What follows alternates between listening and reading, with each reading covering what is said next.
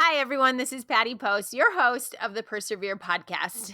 And we are in episode 2 of a mini series where I'm going to talk about some fun stuff, which today I'm talking about a hard subject that is tough to swallow. And it's called Excuses Only Sound Good to the One Making Them. We all make excuses, and we make them to ourselves and we make them to others around us. And today, I'm going to talk about why do we do that and how can we stop ourselves from doing that. So I hope you find a few good nuggets in here. And maybe when it comes to excuses, you could wear a rubber band around your waist, not your waist, a rubber band around your wrist. And every time that you make an excuse, you just snap yourself because sometimes we do them so much that we don't even know that we're making an excuse anymore. So with that, let's roll into what I'm talking about here. Here are some examples of some things that we don't follow through with, that we put intentions out there that we're going to, such as, you know what? I'm going to take you dogs for a walk every single day because you need the exercise. Or I'm going to visit grandma once a week. She wants to see me. I love it when I see her. It makes her feel good. Another one is I'm going to intermittent fast every day for 30 days. These are examples where we tell this to ourselves, and then there's a day, the time comes to do it. And if we don't do it, that identifies that we are making an excuse not to do it. Unless you got hit by a bus, or unless there's a plethora of things. But usually we're making an excuse, or through that excuse, we're not prioritizing what we intentionally set out to do. There are examples of things that founders don't follow through with, and these things really hold us back as founders from achieving our potential.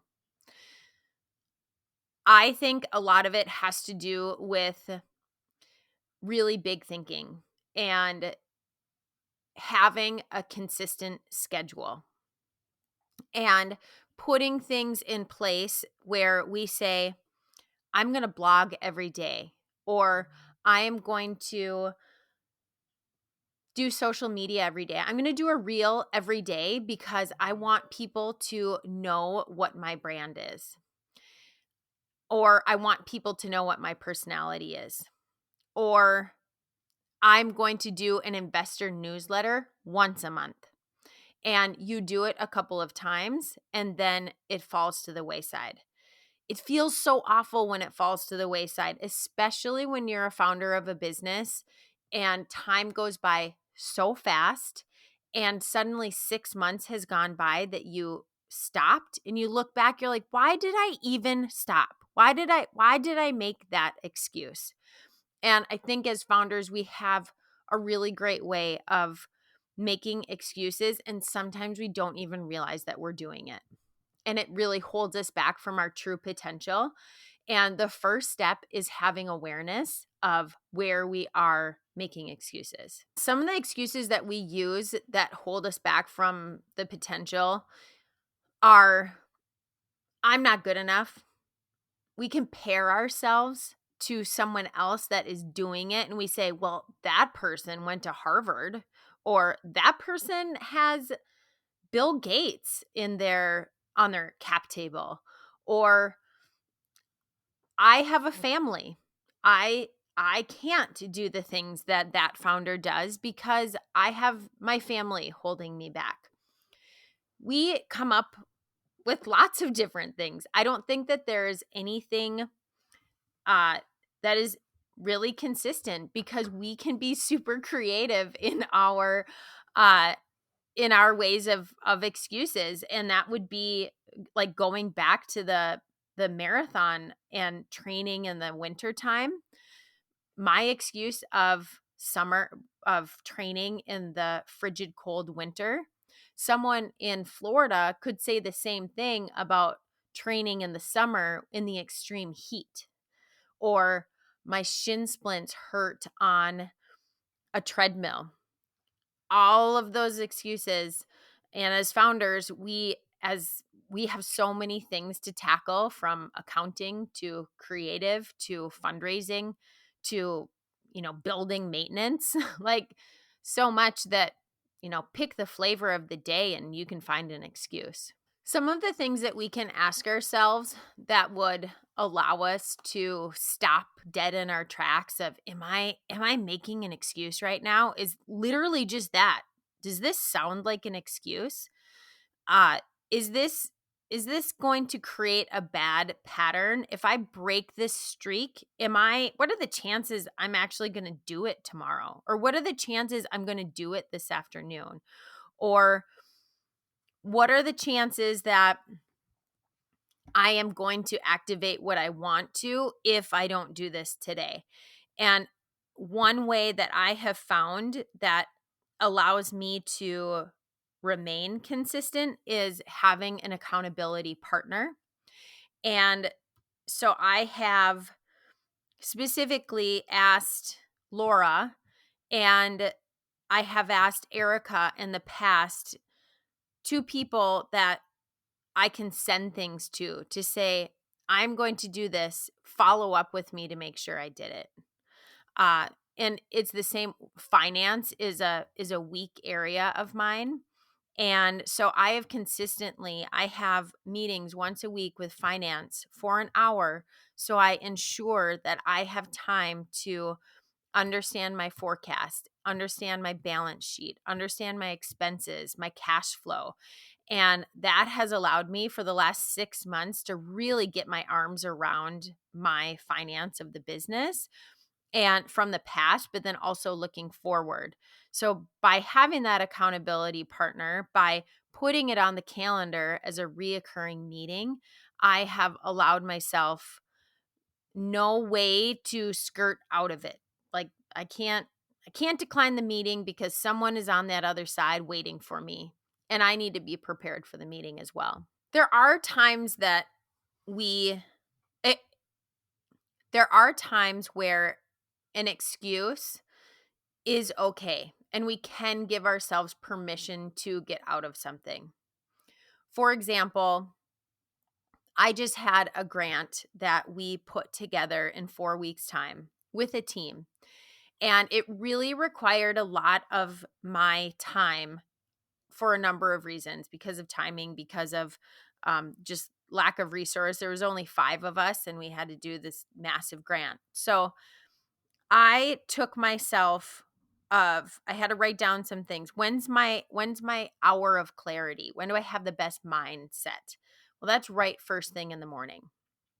And my first 3 hours of the day, I am really good at writing. I'm very focused.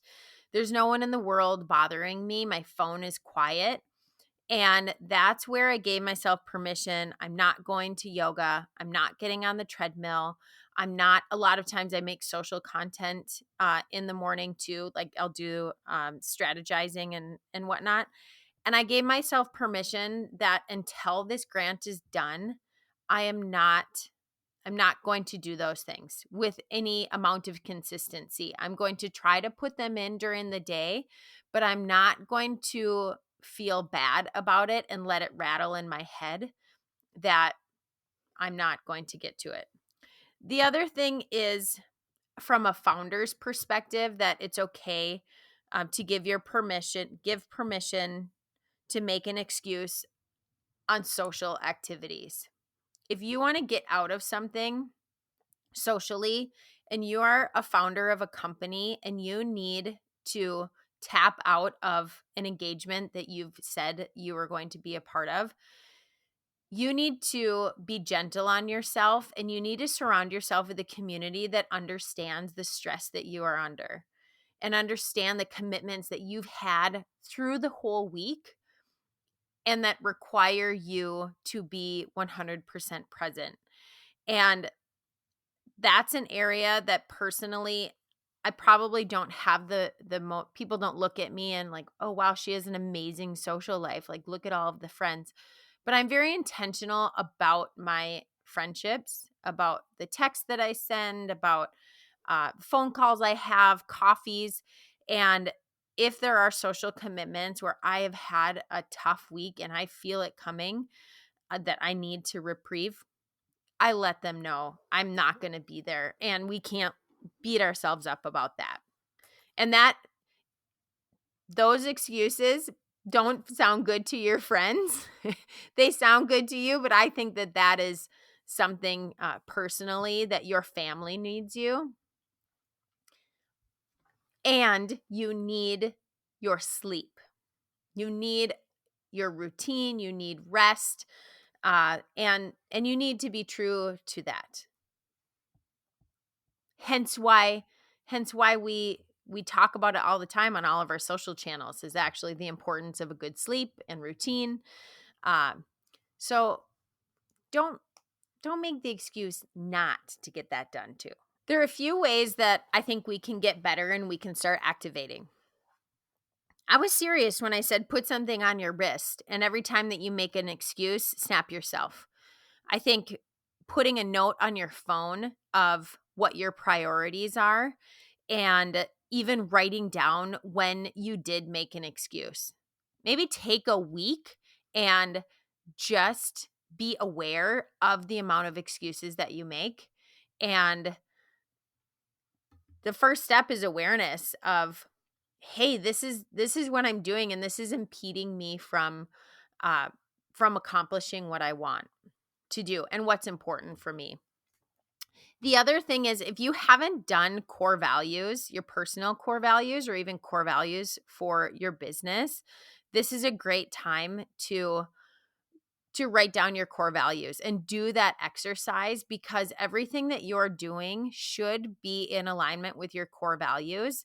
And if you're making excuses that make it so you're not doing those behaviors that do align with your core values, then something is missing and you need to be doing those activities. So I think it's a lot about self-awareness. I think it's a lot about doing that hard work, and it's called deep work, that we founders, we business people should be slowing down and doing that and being very intentional, because over time, those excuses, they're not going to sound good to you either. They're not going to sound good to the people that you're making them to. They're not going to sound good to you. And then when you look back, you're going to be really mad that you didn't accomplish those things that you set out to do. So if you are a consistent excuse maker, I hope I found a few things for you to rethink what excuses are doing for you, and that it's not moving you forward in the direction that you want to be moving forward to accomplish your dreams. And also on the other side, sometimes you do have to give yourself permission to be gentle on yourself and be healthy about what you want to accomplish. But with that said, I want the takeaway to be that really excuses, that's all it is an excuse. Set your goals, set your intentions, and don't overbook yourself, right? I mean, a lot of it is don't overbook yourself, because if you want to go visit grandma, put that time on your calendar and make sure that you don't have too much stuff around that, so then you can accomplish going to see her, because that's going to make her feel good. It's going to make you feel good. And a selfish plug here about sleep routine. One of my sleep routines, one of my priorities of my week, is to always get 8 hours of sleep every night. And if I don't, it makes me crabby and upset, and I don't end up feeling as restful all week. So go to our new website at checkablehealth.com. I would love to get your feedback on that. And we have a what? So we have melatonin, we have apple cider vinegar, we have collagen, we have a UTI prevent supplement, and we have ashwagandha. And New rebrand. We're so excited about it. Love to hear your feedback, and contact us, checkablehealth.com. And those are our social channels, Checkable Health, and then Patty Post CEO. You can always DM me on Instagram and TikTok as well. So thanks so much for tuning in to this little mini episode of Excuses Sound Good to Only the Ones Making Them. And tune in next time for more. And please, 5 stars on our rating. Have a good day.